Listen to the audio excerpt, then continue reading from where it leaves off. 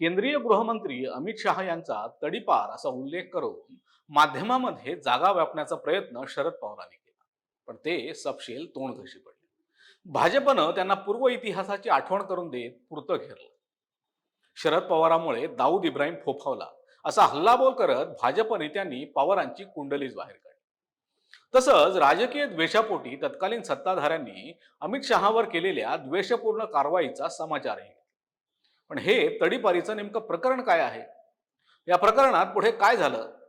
शरद पवारांवर होत असलेले दाऊदशी संबंधांचे आरोप नेमके काय आहेत? याचाच आढावा या निमित्ताने घेण्याचा प्रयत्न करूया. नमस्कार, मी सुहास शेलार आणि कॅमेऱ्यावर आहेत आलेख चाळके. शिर्डीमधील भाजपच्या अधिवेशनात केंद्रीय गृहमंत्री अमित शहा यांनी केलेली टीका खासदार शरद पवार यांच्या जिव्हारी लागली.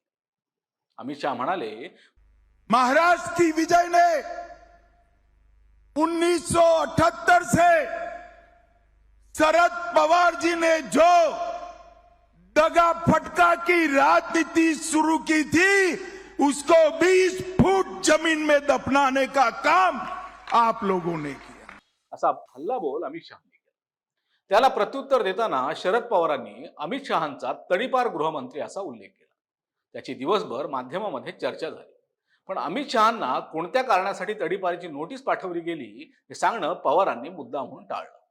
हे संपूर्ण प्रकरण समजून घेण्यासाठी सोहराबुद्दीन खटल्याचा आढावा घ्यावा लागेल. 23 नोव्हेंबर 2005 रोजी गुजरात मधला गुंड आणि लष्कर ए तोयबा या दहशतवादी संघटनेचा हस्तक सोहराबुद्दीन शेख त्याची पत्नी कौसर सोबत हैदराबादहून अहमदाबादला बसने प्रवास करत होता.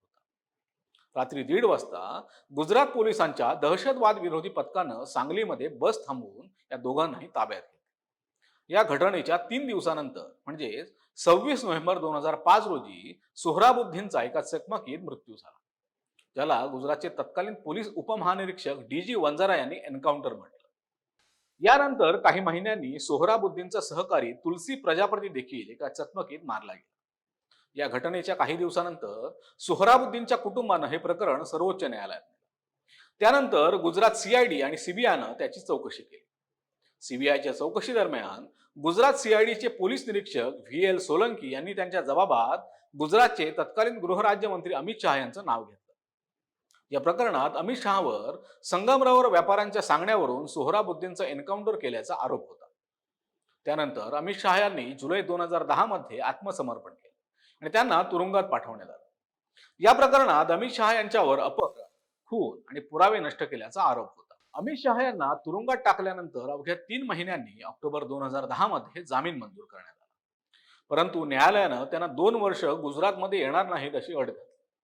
या काळात ते मुंबई आणि दिल्लीमध्ये राहिले. नंतर 2012च्या गुजरात विधानसभा निवडणुकीत त्यांनी न्यायालयाची परवानगी घेत निवडणूक लढवली आणि ते विजयी देखील झाले. 2014 मध्ये सोहराबुद्दीन शेख एन्काउंटर प्रकरणातील सर्व आरोपींची निर्दोष सुटका झाली. त्याचप्रमाणे सोहराबुद्दीन चकमक बनावट नसल्याचंही न्यायालयाने स्पष्ट केलं.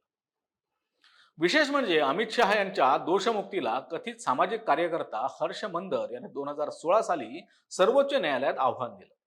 मात्र सर्वोच्च न्यायालयानं या याचिकेला केराची टोपली दाखवली. त्याआधी मुंबई उच्च न्यायालयानेही त्याची याचिका फेटाळली होती.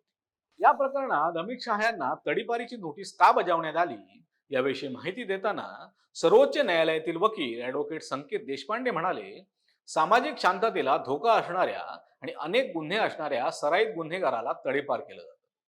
त्यासाठी संबंधित पोलीस ठाण्यातर्फे आपल्या वरिष्ठांना अहवाल पाठवला जातो आणि त्यानंतरच एखाद्या गुन्हेगाराला तडीपार केलं जातं. केंद्रीय गृहमंत्री अमित शहा यांच्या प्रकरणात असं काहीच घडलं नव्हतं. सोहराबुद्दीन खटला चालू असेपर्यंत त्यांना गुजरातमध्ये जाण्यास केलेली बंदी त्यांना जामीन मंजूर करत असताना सर्वोच्च न्यायालयानं घातलेली अट होती.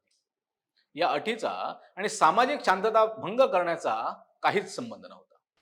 सर्वोच्च न्यायालयानं घातलेल्या अटीला तडीपारी म्हणणं ही राजकीय टीका आहे. परंतु जामिनातील अट आणि तडीपारी याच्यात मूलभूत फरक असतो. खटला कुठल्याही प्रकरणानं प्रभावित होऊ नये म्हणून सर्वोच्च न्यायालयानं अमित शहा यांच्यावर ही अट घातली. पुढे अमित शहा सोहराबुद्दीन खटल्यातून निर्दोष सुटले. त्यामुळे अशा टीकेला कायदेशीर दृष्ट्या शून्य किंमत आहे, असंही ॲडव्होकेट संकेत देशपांडे म्हणाले. वास्तवात शरद पवारांसारख्या ज्येष्ठ नेत्यानं एखाद्यावर टीका करताना अभ्यास करायला. अमित शहांनी त्यांच्या गद्दारीचा इतिहास काढल्यामुळेच पवारांची चिडचिड झाली. त्यामुळेच बहुधा त्यांनी ऐकीव माहितीच्या आधारे हे विधान केलं. पण भाजप नेत्यांनी त्यांचा खरपूस समाचार घेतला.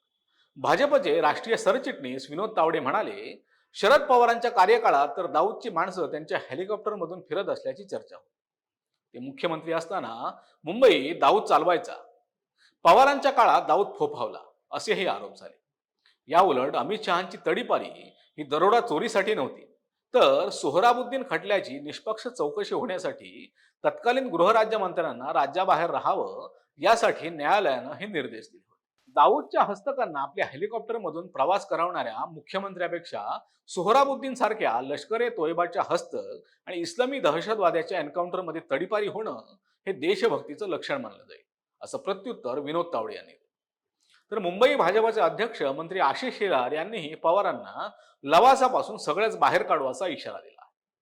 त्यामुळे सवंग प्रसिद्धीसाठी केलेल्या या टीकेमुळे खुद्द पवारच अडचणीत आल्याची स्थिती आहे. तुम्हाला काय वाटतं? पवारांसारख्या इतक्या ज्येष्ठ नेत्यानं ऐकीव माहितीच्या आधारे अशी विधानं करणं योग्य आहे का? तुमच्या प्रतिक्रिया आम्हाला कमेंट बॉक्समध्ये नक्की कळवा. हा व्हिडिओ आवडल्यास लाईक करा आणि महा MTVच्या YouTube चॅनलला सबस्क्राईब करा. धन्यवाद.